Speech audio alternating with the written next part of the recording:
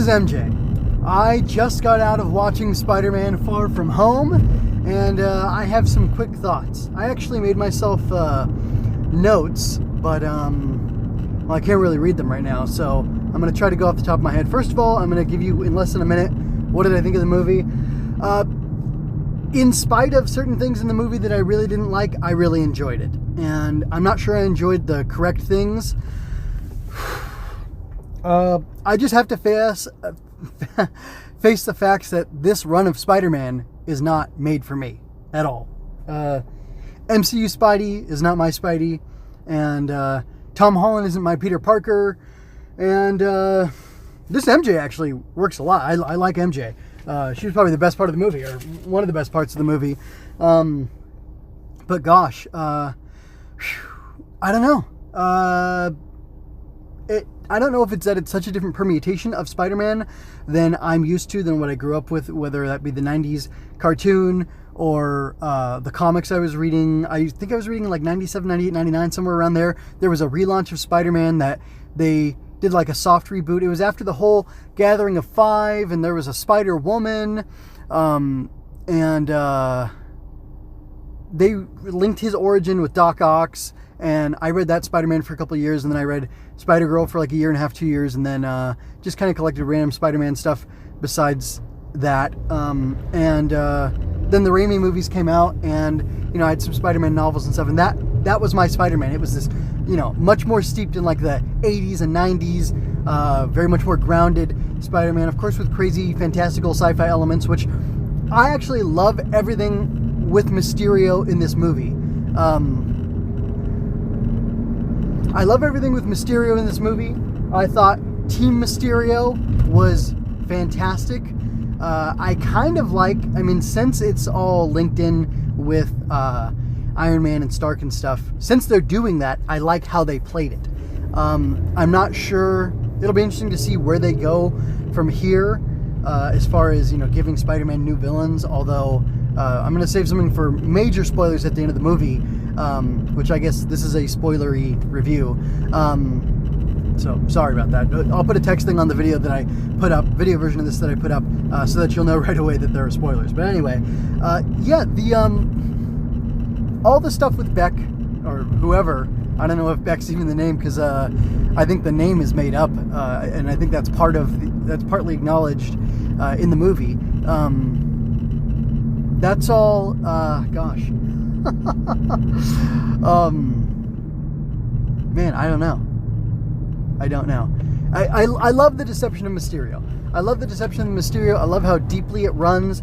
I love that, I guess there are actual consequences, I was going to say. Well, throughout the movie, there are almost zero consequences for Peter. Or at least it looks like there are no consequences. But then again, almost every mistake that he makes comes back to bite him. And I think from a narrative standpoint, like when he accidentally sent that drone, because I think that drone was launched from a satellite, that was a preview, or it seeded the idea of the Stark satellites having all these drones in them that that Beck wanted to tap into to create the Avengers level illusion, and make himself that kind of hero, which it's interesting that he ultimately is able to succeed in doing that. So even though Peter defeats Beck and Beck dies, he becomes a hero, the hero that he was always deceiving everybody into thinking that he was. And I don't know, obviously at the end there he was pretty bitter towards Peter and wanted to tarnish Spider-Man's reputation and even help destroy Peter's life a little bit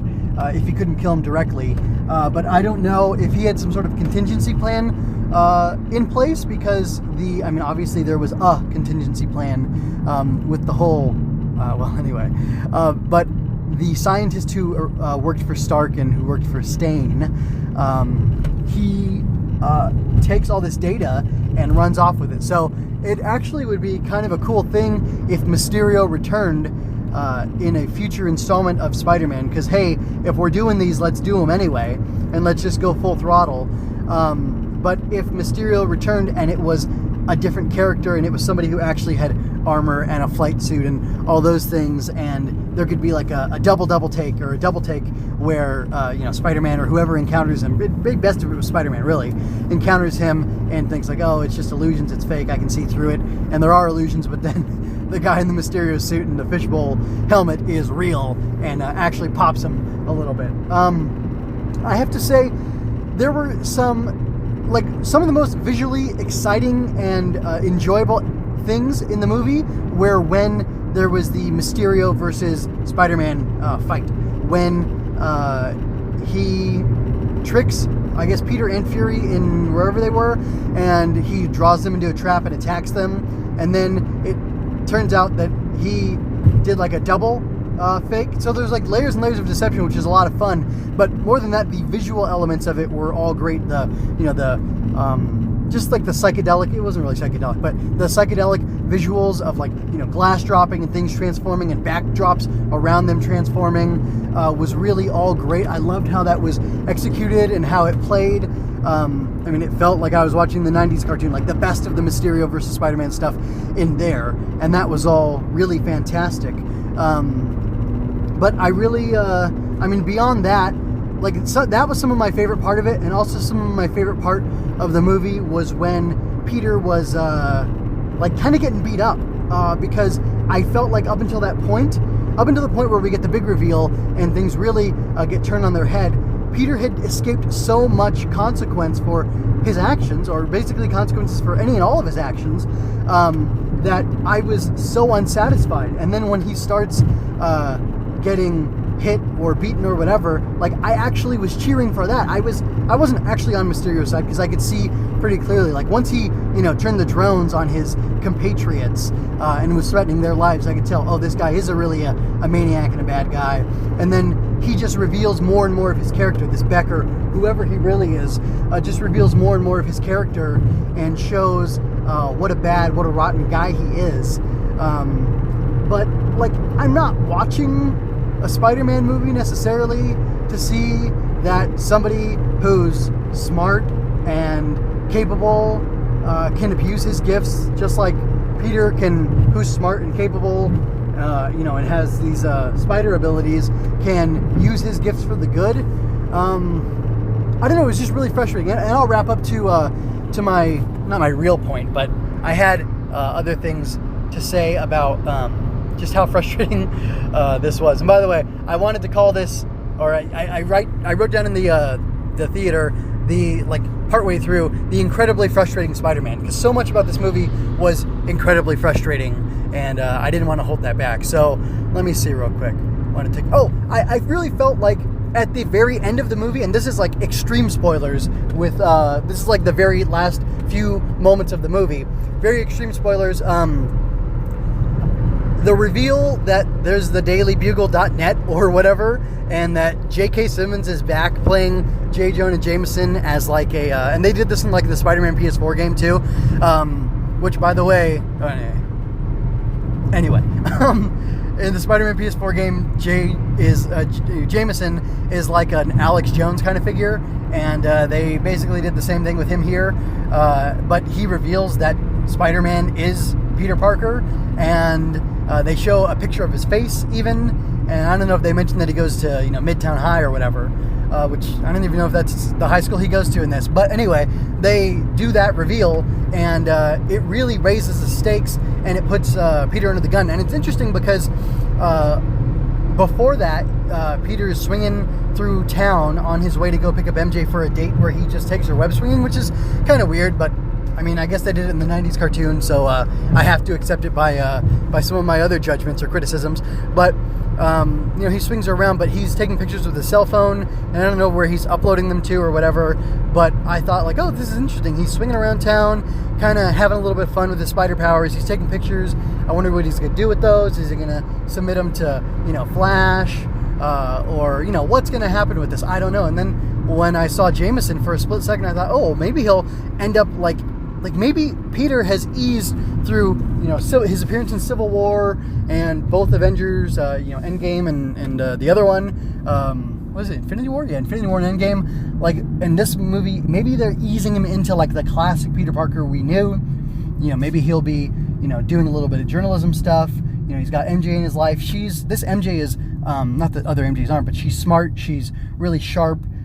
She has an interesting mind, and she's a very flawed character, very real though, and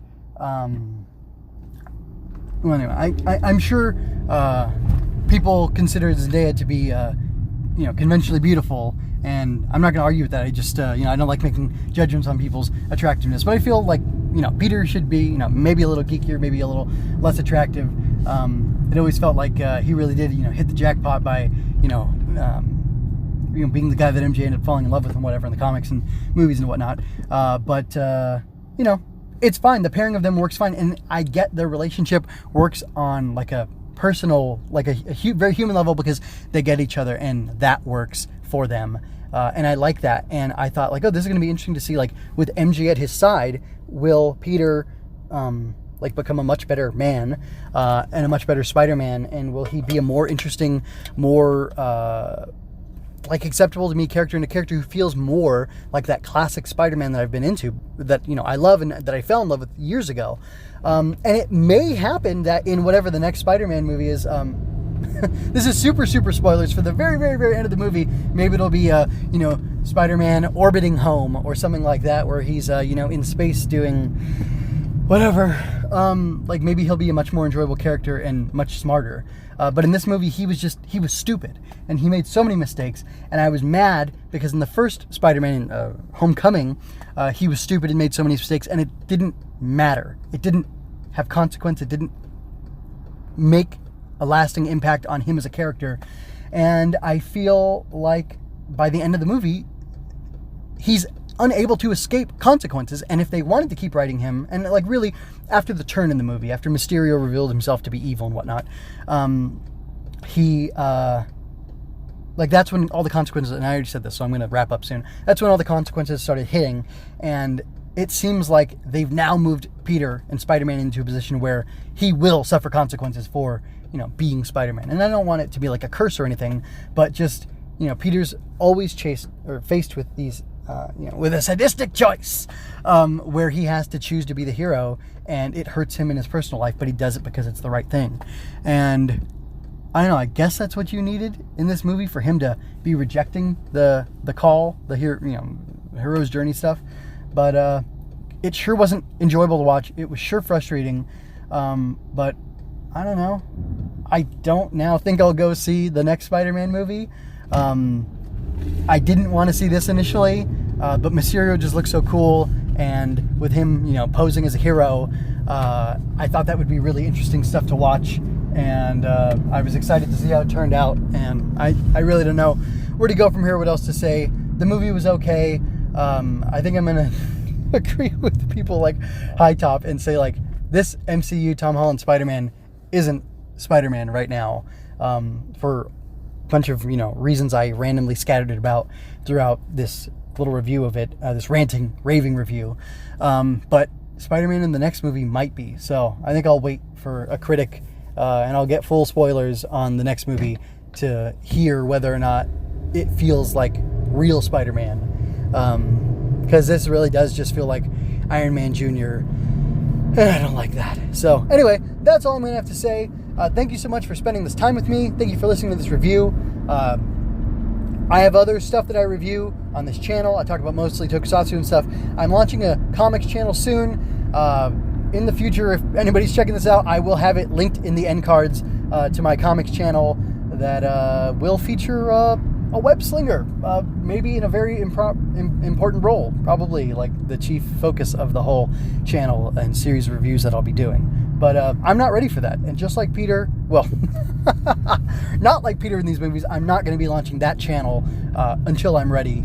So I'm going to take some time and work on myself and figure everything out before I jump out there and proudly proclaim that, I'm Iron Man. I mean, I'm Spider-Man. I mean, I'm Iron Man Jr. I mean, goodbye, folks. Thank you.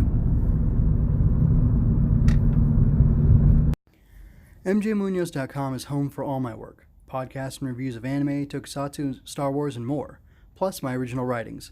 If you didn't enjoy this, critique me. If you did, leave me a comment. If you really like this, consider tipping me at coffee.com/MJMunoz. Thank you so much for your time and attention. Until next time, be well.